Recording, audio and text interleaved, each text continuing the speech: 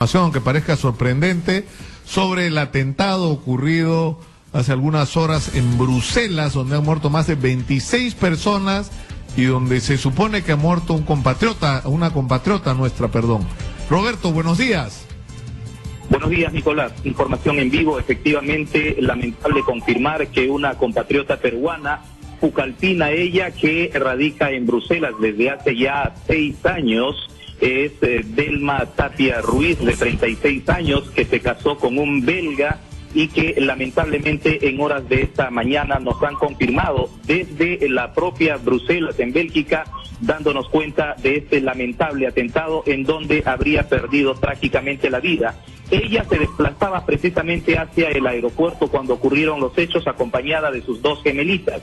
Una de ellas también se encuentra herida y la otra pequeña se encuentra ilesa, gracias a Dios. Esa es la información lamentable que tenemos, que se confirma entonces que una compatriota peruana de Pucallpa, en la región Ucayali, habría sido víctima mortal de este lamentable atentado. Ahora, la información, Roberto, en realidad no ha sido publicada hasta hoy. Es una información que ha llegado directamente por una comunicación del marido, ahora viudo de esta compatriota que vive, como tú dices, ¿hace cuánto tiempo? Hace 6 años que ella vivía en Bruselas. Hace 6 años se casó con un belga, efectivamente, y es por boca de su propio esposo que directamente nos ha notificado acá a los familiares, acá en la ciudad de Pucallpa, vía teléfono. Ella se llamaba Delma Tapia Ruiz. Delma Tapia Ruiz, efectivamente, ellas iban a tener un reencuentro en este fin de semana largo en Estados Unidos por fiestas de Pascua. Se iban a reunir toda la familia, estaban preparando todos los detalles, incluso su mamá ya se encuentra en Estados Unidos y hoy nos encontramos con esta lamentable noticia. Bueno, qué tremendo. Muchas gracias, Roberto, por esta comunicación, muy gentil por la información. Muchas gracias. A usted, Nicolás. Roberto Albán nos ha hablado desde Ucayali. Increíble que la noticia nos llegue por esta vía, ¿no? Porque no se ha publicado ni a través del consulado, no hay ninguna información oficial, la información ha llegado directamente, una comunicación exitosa por los familiares de Delma Tapia, que han recibido la comunicación del esposo. La señora, como ustedes han escuchado, tenía gemelos, una de sus gemelas está herida, la otra felizmente ha salido ilesa del atentado, que ha sido salvaje, ha sido un atentado de estos terroristas suicidas, yihadistas, ¿no? Que ha sido la reacción aparentemente por la captura de su líder, uno de los cabecillas de los ataques salvajes ocurridos hace meses atrás en París. Y ahora estamos con la ministra de la Mujer, Marcela Guaita. Muy buenos días, ministra, bienvenida. Buenos días, Nicolás. Bueno, en primer lugar, lamentar esta pérdida, si se llega a confirmar que efectivamente la señora Delma Tapia ha fallecido, lamentar y solidarizarme con su familia, porque esta es una situación que nos afecta a todos como aldea global, digamos. El atentado puede haber sido en Bruselas, pero en todos estos atentados somos todos las personas que estamos siendo afectadas, ¿no?, de estos atentados violentos. Sí, finalmente afecta. O sea, estamos entrando en una situación sumamente complicada, donde ya esto no es una guerra por las ideologías, ¿no?, sino es una guerra con motivaciones religiosas, donde finalmente termina ¿no?, pagando inocentes y personas que no tienen absolutamente nada que ver con lo que puede haber sido el origen del conflicto, ¿no? Pero en fin, tremendo lo que se está viviendo en Europa, porque esto evidentemente va a multiplicar el miedo, ¿no? La violencia siempre es una espiral, ¿no? Comienza, pero no se sabe hasta dónde va a llegar. Ministra, este mes de marzo es por el 8 de marzo y por una serie de acontecimientos que se asocian a la celebración del Día Internacional de la Mujer, nos pone en el centro de la atención una vez más la necesidad de evaluar cuál es realmente la situación y la mejora de la condición de la mujer en nuestro país. Y la pregunta es cuánto hemos avanzado realmente, ¿no? ¿Cuánto hemos mejorado en la condición de la mujer en el Perú? Bueno, como tú dices, en ese mes de marzo siempre estamos haciendo un balance y cuando se mira retrospectivamente vemos importantes logros de conquistas de derechos de las mujeres en diferentes aspectos, no solamente en el ámbito político, sino también en el ámbito económico. Cada vez estamos mejor educadas, participamos más, tanto alcanzando posiciones dentro de diferentes organizaciones que antes eran exclusivas para los varones, como por ejemplo las fuerzas policiales y las fuerzas armadas, como produciendo, digamos, y siendo líderes de nuestras propias empresas. Sin embargo, tenemos retos, y estos retos tienen que ver todavía con la carga familiar, que sí, en muy buena parte, dependiendo de las mujeres, que hace que tenga extensas horas de trabajo, que su remuneración sea menor, que puedan calificarse menos o disponer de su tiempo en menor medida para poder progresar en estos ámbitos. ¿Y de qué depende esto? Es decir, todavía en la cabeza de los peruanos, lo que funciona, o sea, el mecanismo que funciona es que, o la idea que funciona es que el trabajo doméstico es un tema de la mujer. Y no es una responsabilidad compartida. Efectivamente, la sociedad se ha organizado en base a un trabajador que tiene todo resuelto, que va a trabajar sin pensar que tiene que preparar comida, tener la ropa lista y todos los bienes. Y este supuesto hace que haya un trabajo invisible que en los últimos años se ha recuperado y se está haciendo. Incluso nosotros tenemos ya una cuenta satélite para valorar todo ese trabajo en el ámbito familiar. Sin embargo, este trabajo que ha sido invisible y que no tiene una remuneración, no tiene valor en la sociedad. Y al no tener valor, nadie lo quiere asumir, y es por esto que en muchos casos los hombres pueden saber cocinar. Ahora no hay ningún problema que el hombre diga, yo puedo cocinar, puedo hacerlo, pero cocina el fin de semana, cocina cuando quiere. Claro, cocina el domingo para los amigos con las chelas, pero ahí, claro, ¿no? Pero no es la obligación de... Es un entretenimiento, ¿no? Es un entretenimiento, es relajado, pero no es que tú tienes que llegar de trabajar, hacer la comida, dejarla en la congeladora para el día siguiente calentarla para darle... o levantarte a las 4:30 de la mañana para cocinar antes de ir a trabajar. La obligación que eso significa, eso es lo que todavía está en discusión en la sociedad. ¿A quién le corresponde? Y tradicionalmente, por el hecho de que las mujeres hemos permanecido más tiempo a cargo de las personas dependientes, sean niños pequeños, sean personas enfermas, sean personas adultas mayores, entonces todas estas responsabilidades las ha asumido. La mujer ha conquistado nuevos espacios sin duda, pero los hombres todavía no nos acompañan en compartir estas responsabilidades que como sociedad tenemos que resolverlas, porque siempre van a haber personas dependientes, siempre vamos a necesitar de un esfuerzo común, y este esfuerzo que no tiene valor en la sociedad, entonces no quiere ser asumido y compartido por los varones, y ese es el cambio que todavía no se da. Bueno, yo me imagino que esto tiene que ver con todo un proceso de educación y un tema de cambio de actitud de las propias mujeres también, ¿no? Efectivamente. De plantarse y decir, bueno, acá dividimos la chamba, ¿no? Y no solo eso, las mujeres también transmitimos determinados patrones a nuestros hijos, a nuestras hijas. Entonces acá el cambio social es de todos en conjunto, no es de los hombres solamente, pero sí debo decir que hay la necesidad de un trabajo específico con los varones para que puedan comprender que también al no asumir una serie de responsabilidades pierden parte de lo que es la calidad, los afectos, la interacción en la familia, pero que claro, eso también tiene sus bemoles, porque no todo es positivo, y eso es algo que necesitamos cambiar. Ministra, hay otro tema que tiene que ver directamente con las mujeres pero el peso específico que tienen las mujeres en el trabajo doméstico, es decir, en las trabajadoras del hogar, quiero decir, ¿no? Las llamadas trabajadoras del hogar. La mayor parte de ellas son mujeres. No sé cómo están los últimos registros. En algún momento yo escuché hablar de que en el Perú había fácilmente 500.000 de trabajadoras del hogar, o trabajadores del hogar, de las cuales la mayor parte eran mujeres, que plantean un problema muy complejo, porque son no solamente desde el lado de la casa donde van a trabajar, donde normalmente son mal pagadas, son maltratadas, tienen la peor comida, duermen en espacios que son absolutamente, ¿no?, inaceptables para a veces la condición humana elemental, ¿no es cierto? Y en algunos casos extremos son hasta víctimas de violencia física e incluso sexual. Y tienen que dormir 6 días de la semana en un lugar que no es propio. Pero del otro lado, esas mujeres, en muchos casos, no pocos, tienen hijos que están creciendo separados de sus madres la mayor parte del tiempo.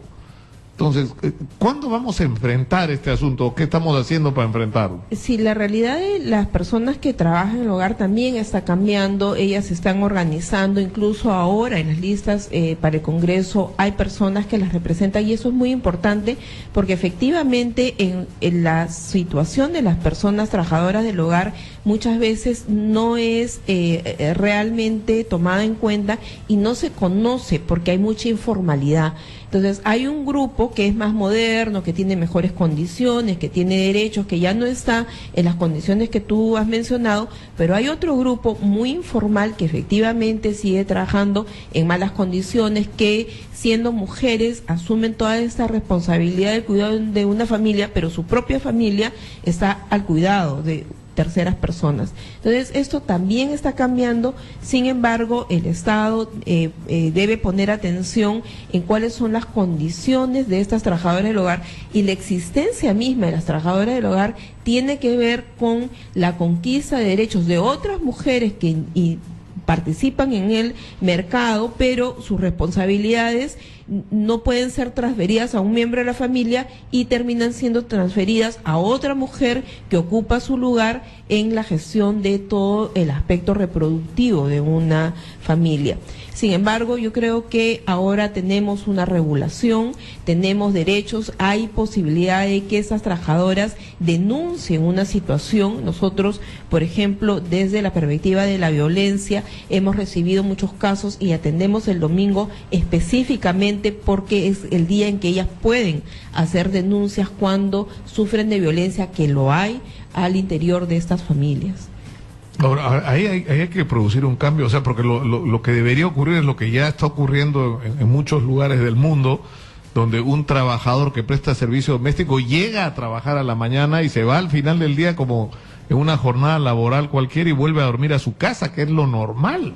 Lo que no es normal es que alguien tenga que dormir en un lugar que no es su ámbito y separado de su familia 6 días a la semana. Que es hacia lo que está yendo, digamos, una buena parte de trabajadoras del hogar. Si tú ves en las agencias de empleo, ya hay muy pocas que están, digamos, con lo que se llama cama adentro. De pernoctar, ¿no? Y algunas veces esto se facilitaba porque son personas que venían de regiones, digamos, lejanas, que no tenían familia acá en Lima y por lo tanto no tenían una posibilidad de tener digamos, a dónde pernoctar. Sin embargo, también con el grado de migración acá en Lima y siendo que somos 1/3 ya de la población, esto también ha cambiado.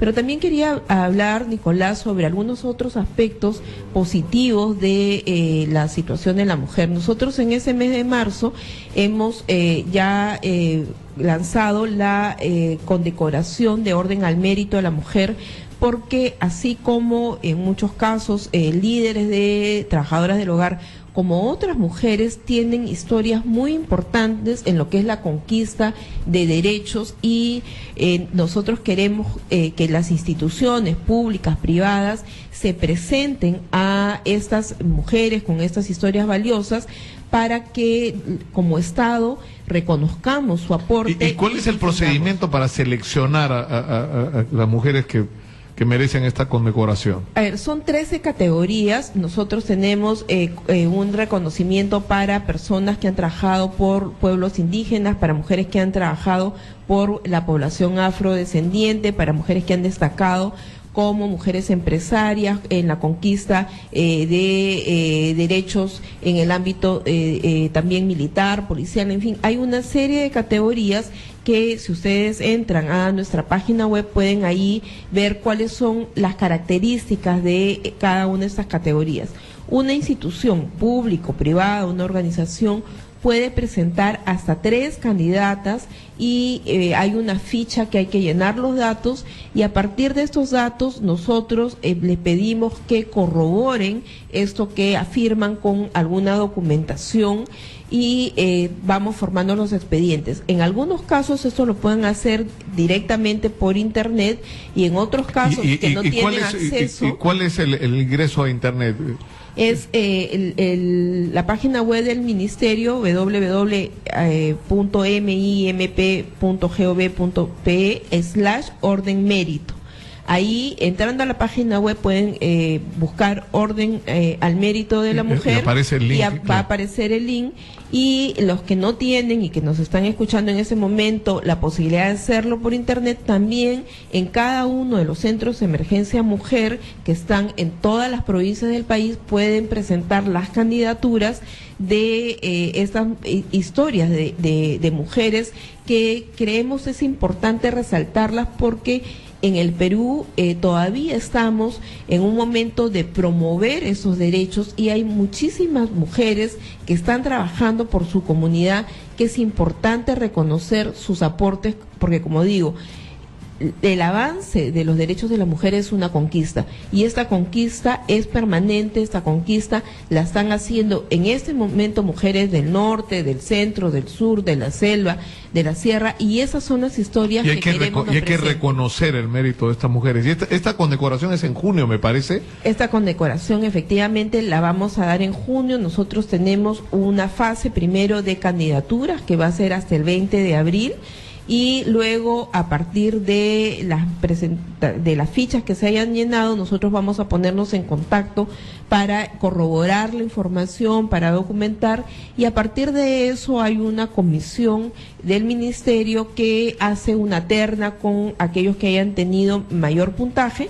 Y esta terna se saca nuevamente a través del internet para una votación pública. Es decir, nosotros no decidimos quién va a ser la persona condecorada este año, sino que es una selección de una terna y a partir de eso es la propia ciudadanía que vota y que hace que esas personas sean reconocidas. No, está muy bien eso. Deberíamos estar conectados, ¿no? Acá con Rómulo para hacer campaña en los medios de comunicación, en la radio, en la televisión, en la prensa escrita con respecto a este tema, ¿no? Exacto, eso es lo que nosotros queremos pedirles, que se sumen a esta campaña, que nos cuenten las historias, que las mujeres se animen a salir a decir: yo estoy trabajando por mi pueblo, estoy trabajando para el cambio de esto, lo otro, porque estamos conquistando nuestros derechos y el Ministerio de la Mujer quiere reconocerlos.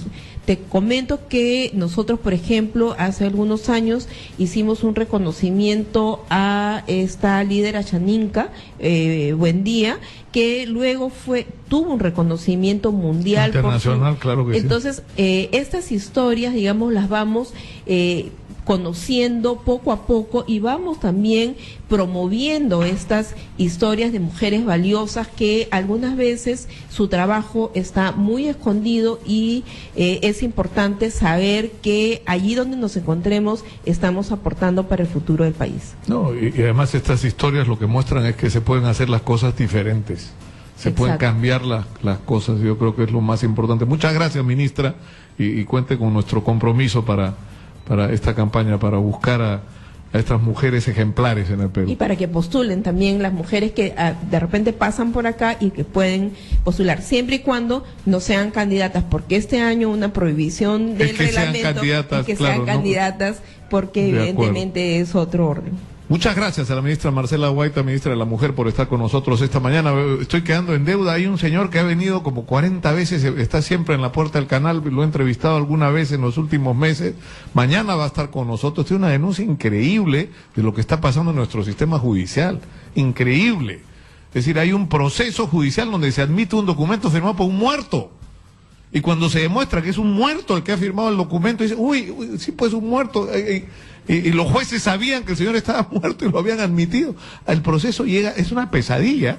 El proceso lleva hasta Lima y simplemente no pasa nada. No pasa nada. Admitieron el documento de un muerto y en el Perú no pasa nada. Nadie es castigado por eso. Nadie es responsable por eso. Y los actos que se concluyen de los documentos firmados por el muerto siguen siendo legítimos. Es increíble. Es increíble. Eso es lo que, así como por un lado está pasando de que sueltan a estos delincuentes que después asesinan policías y asesinan inocentes en las calles y resulta que deberían estar presos y no matando gente, y que eso es una muestra de los problemas que tenemos en el Poder Judicial. Esto que nos va a contar el señor Vargas mañana es el otro lado de lo que también está ocurriendo. Yo los dejo con Juan Carlos Tafur. ¿Con quién viene Tafur? Sobre la situación en Bélgica, tiene información al detalle. Ayer dijo una cosa que yo no sé cuántos se atreven a repetir, y lo dijo con coraje Juan Carlos Tafur. Lo mejor hubiera sido que en estas elecciones se deje que todos participen, que sea la propia gente la que decida, ¿no? Porque se ha convertido en algo tan complicado esto. Miren ustedes, ya, a lo de Keiko viene lo de PPK, y después quién sabe qué más. Pero en fin, conmigo será hasta mañana. Muy buenos días.